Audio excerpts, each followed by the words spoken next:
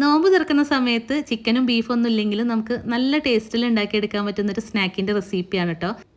ഇതുണ്ടല്ലോ എണ്ണയിൽ മുക്കി പൊരിക്കേണ്ട ആവശ്യമൊന്നുമില്ല, വളരെ കുറച്ച് എണ്ണ ചേർത്തിട്ട് ഉണ്ടാക്കിയെടുക്കുക. അതുപോലെ തന്നെ ഒരെണ്ണം ഉണ്ടാക്കി കഴിഞ്ഞാൽ കുറച്ചധികം പേർക്ക് കഴിക്കുകയും ചെയ്യാം.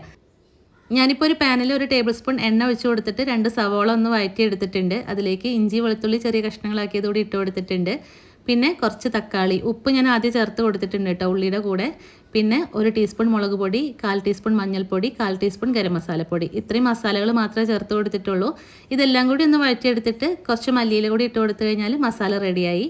ഇനിയിപ്പോൾ ഒരു മിക്സിയുടെ ജാർ എടുക്കുക. 1 കപ്പ് മൈദ, 1/4 കപ്പ് പാല്, 1 മുട്ട, പിന്നെ ആവശ്യത്തിന് ഉപ്പും ചേർത്തിട്ട് ഇത് നല്ലോണം ഒന്ന് ബ്ലെൻഡ് ചെയ്തെടുത്താൽ മതി. ഞാനിപ്പോൾ 1 ടീസ്പൂൺ ഓയിൽ കൂടി ചേർത്ത് കൊടുത്തിട്ടുണ്ട്. അപ്പോൾ അത് നിർബന്ധമല്ല, നിങ്ങൾക്ക് ഇഷ്ടമുണ്ടെങ്കിൽ ചേർത്ത് കൊടുത്താൽ മതി കേട്ടോ. ഒന്നുകൂടി ഒന്ന് സോഫ്റ്റ് ആവാൻ വേണ്ടിയിട്ടാണ്. എന്നിട്ട് പാനിൽ കുറച്ച് ബട്ടറോ നെയ്യോ പുരട്ടി കൊടുത്തിട്ട് ഈ ഒരു മാവ് ഒഴിച്ച് കൊടുക്കുക.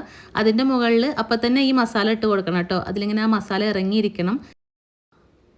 ഇനി അതിൻ്റെ മുകളിൽ പുഴുങ്ങിയ മുട്ട ഞാനിതാ ഇതുപോലെ വട്ടത്തിൽ മുറിച്ചെടുത്തിട്ട് വെച്ച് കൊടുത്തിട്ടുണ്ട്. 1 സ്ലൈസ് ചീസ് കൂടി വെച്ച് കൊടുത്തിട്ടുണ്ട് കേട്ടോ. അപ്പോൾ അതുകൂടി ഉണ്ടെങ്കിൽ നല്ല ടേസ്റ്റാണ്. ഇനി ഇല്ലെങ്കിലും കുഴപ്പമൊന്നുമില്ല. ഇനി ഇത് മൂടി വെച്ചിട്ട് ലോ ഫ്ലെയിമിൽ വെച്ചിട്ട് വേവിച്ചെടുത്താൽ മതി. മുകൾ ഭാഗമൊക്കെ വെന്ത് കഴിഞ്ഞപ്പോൾ ഞാനിതൊന്ന് തിരിച്ചിട്ട് കൊടുത്തിട്ടുണ്ട്. 2 സൈഡും വെന്ത് കഴിഞ്ഞാൽ ഇതാ ഇതുപോലെ കട്ട് ചെയ്തിട്ട് കഴിക്കാം. നല്ല ടേസ്റ്റ് ആട്ടോ, എളുപ്പത്തിൽ ഉണ്ടാക്കുക. എണ്ണയൊന്നും ഒരുപാട് വേണ്ട. അപ്പോൾ ട്രൈ ചെയ്ത് നോക്കിയിട്ട് കമൻസ് അറിയിക്കണം. വീഡിയോ ഇഷ്ടമായിട്ടുണ്ടെങ്കിൽ ലൈക്ക് ചെയ്യാനും ഷെയർ ചെയ്യാനും സബ്സ്ക്രൈബ് ചെയ്യാനൊന്നും മറക്കരുത് കേട്ടോ.